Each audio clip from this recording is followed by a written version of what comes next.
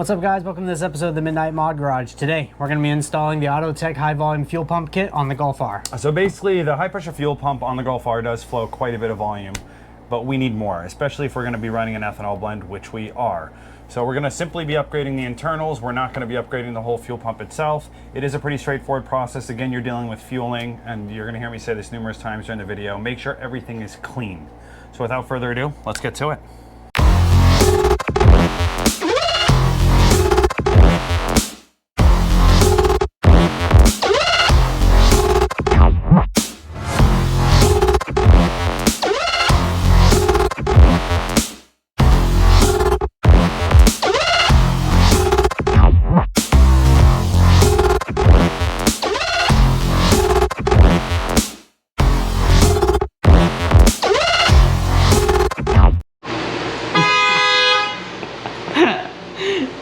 I'm so glad I got that.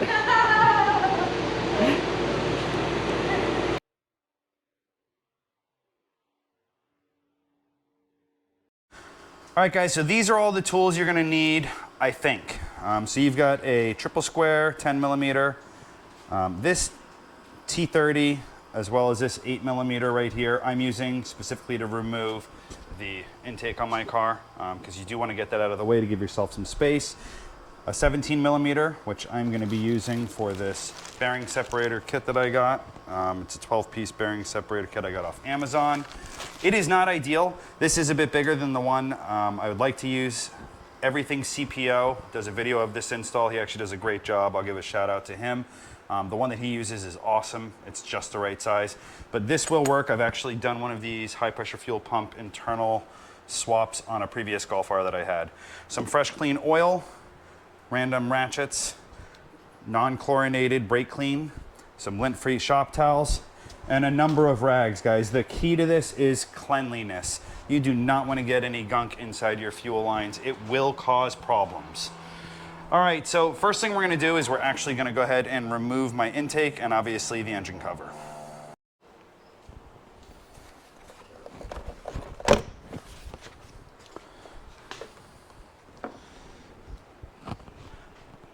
All right guys, so before you remove your intake, you're gonna wanna go ahead and pull this fuse over here. This is fuel pump fuse, it's number 15. So we're gonna go ahead and pull that out. And then we are going to start the car and we are going to run it until it shuts off so that we alleviate most of the fuel pressure in the lines.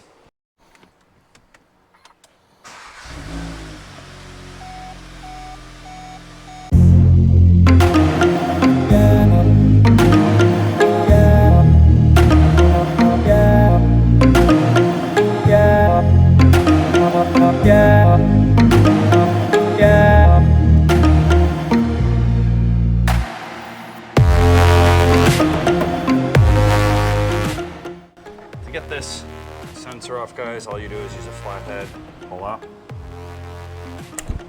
push. And that guy's done, and then we're gonna go ahead and throw another rag right here.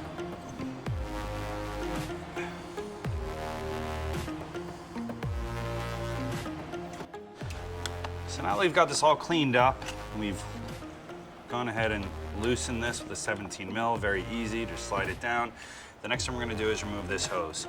Now a lot of videos tell you not to reuse this clamp, and so I went and bought some fuel injection clamps. You'll notice they're smooth on the inside. They don't have the raggedness that you get on a lot of these clamps. This one's also solid mostly. And you want to make sure you use the right clamps. You can also get a clamping tool with the proper fuel line clamps that you permanently clamp on there, which are also one-time use.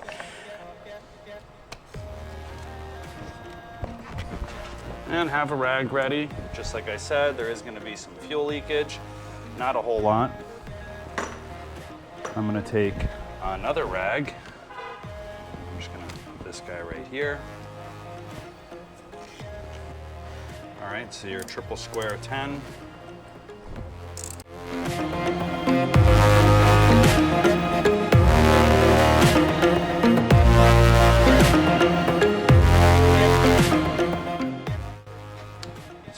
again, we want to twist this to the side, get that fuel line out of the way like that, and then we're just going to pull straight up.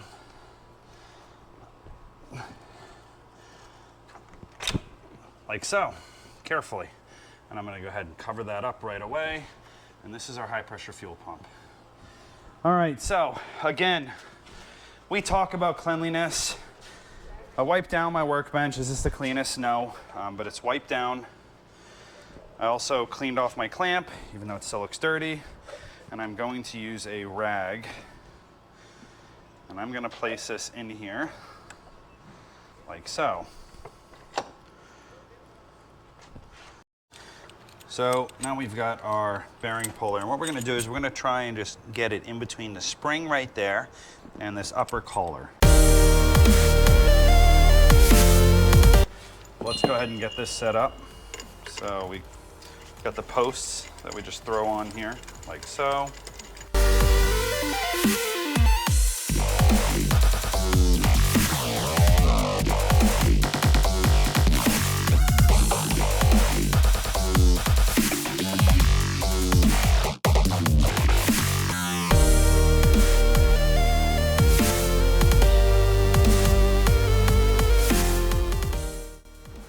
Guys, so we're just slowly putting pressure on this. I'm not using a lot of force, and there you go. So occasionally what will happen is exactly what did just happen, which is that retention collar may snap. And that's okay because we have a new one. So let's make sure, here, show them just exactly what happened.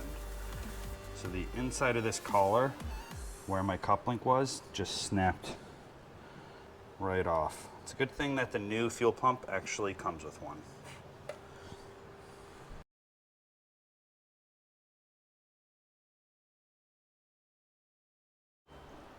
Okay, so almost there. Pop. And you know, you'll actually feel it come loose. So there we go. This is really interesting, guys. I actually want to show you guys this. And the good news is you have replacement pieces from, some replacement pieces from Autotech.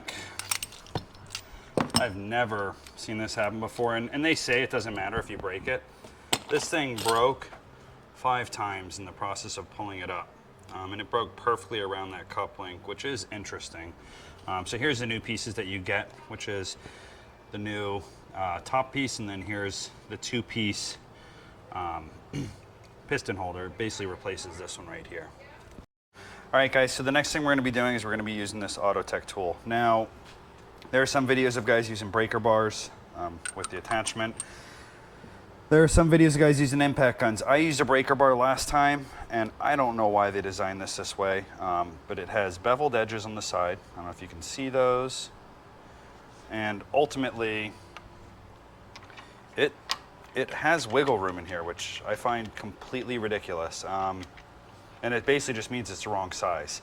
So the last time I did this on a high pressure fuel pump, I used a breaker bar. And even though I had quite a bit of downward pressure, it ended up stripping here. And what I had to do was actually use an angle cutter and a Dremel and basically chop off this whole bottom piece and then, you know, slowly sand these down. And honestly, that turned out to be a perfect fit. Unfortunately, I lost that tool, so I can't use it for this one. So I'm gonna actually try the impact method this time. And we'll see what happens.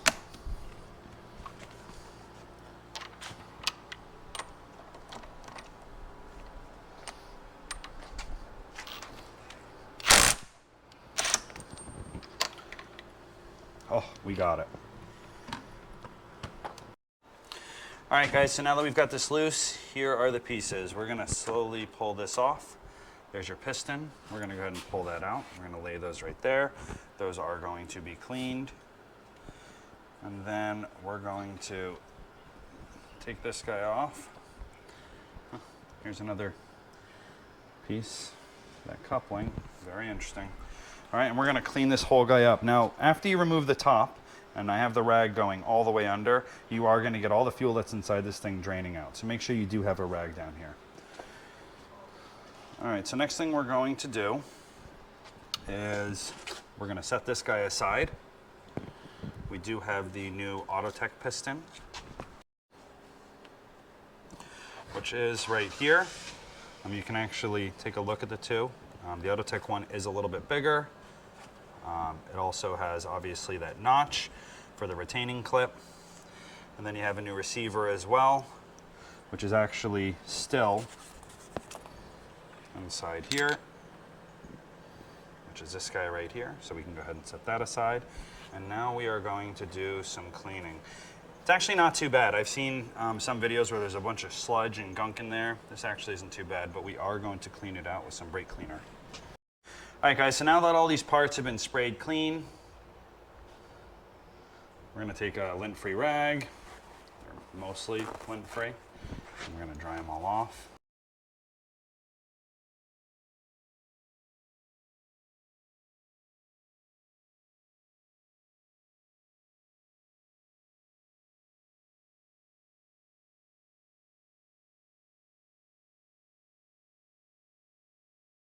All right, so I've gone ahead and used some fresh, clean oil and lube that up. I've also put a little bit on the piston, just so it goes in smoothly. You're gonna have to push it past that rubber gasket, so just be careful. But it should be a nice, snug fit that moves freely up and down. This piece goes on with the bezeled end facing down. And then we're gonna go ahead and slide that in. I'm just gonna hand tighten this. Making sure I don't feel any grit or anything as I'm tightening this. If I do, then I'd probably want to take it apart and clean it again. All right, so now that it's hand tight, we're going to throw it back in the vise. All right, guys, so I got this piece on successfully and then realized I hadn't actually tightened this down. Don't make that mistake. So now let's go ahead. There are no torque specs. Everybody is going to tell you that. They mention it numerous times. So we're just going to go ahead and tighten it until it's tight, as they say.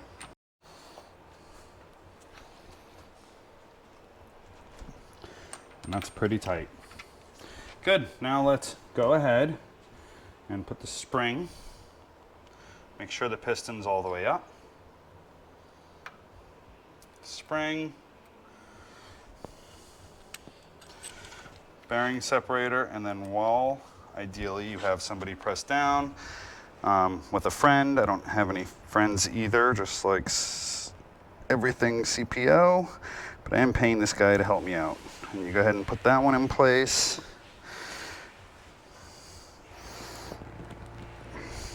I'm not sure if you guys can see any of this on the camera, because I'm looking at the camera and I don't see any of it. And there you go. All right, so I also took some fresh oil and I coated this O-ring, and we're now ready to get it put back on. So we're gonna do it the same way. It is gonna have to be at an angle. So we're gonna go ahead and slide it into place. And we're going to pull this fuel line while at the same time pushing down. And then we're going to turn it so that we can get that hard fuel line into place. Spin it the rest of the way.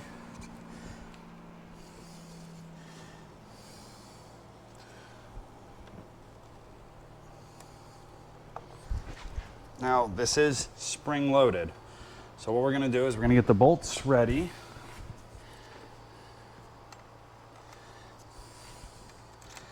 And I'm going to turn it so it's in place. And I'm just gonna get the bolts started.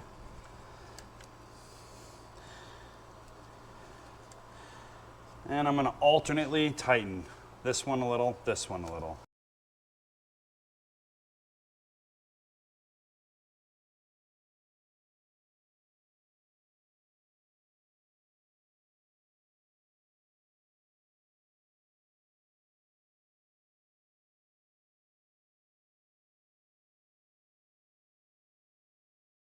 All right, guys, so the spec on these is 20 Newton meters, which is 14.75 foot-pounds, depending on what tool you're using.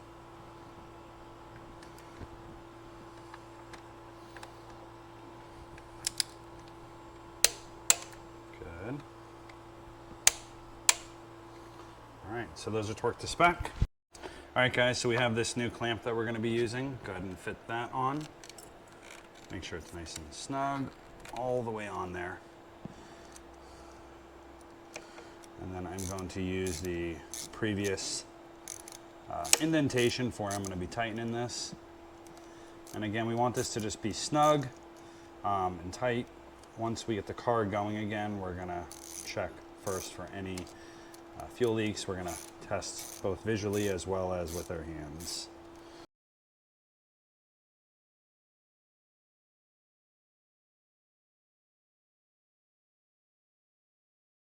And then last but not least,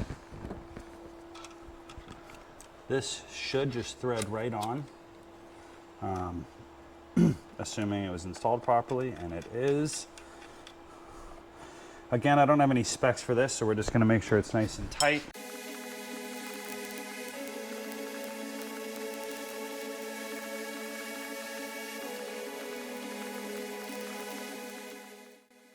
So now that we have the intake put in, we're not going to put the engine cover on. Remember, we're going to test all around this thing, make sure there's no leaks anywhere.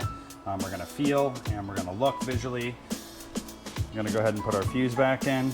And then I'm going to go ahead and throw on my EQT high pressure fuel pump stage 1 93 octane tune. You do need a tune for upgraded high pressure fuel pump internal, so make sure you put that on as well. So we're going to do that right now. Throw in these little gags.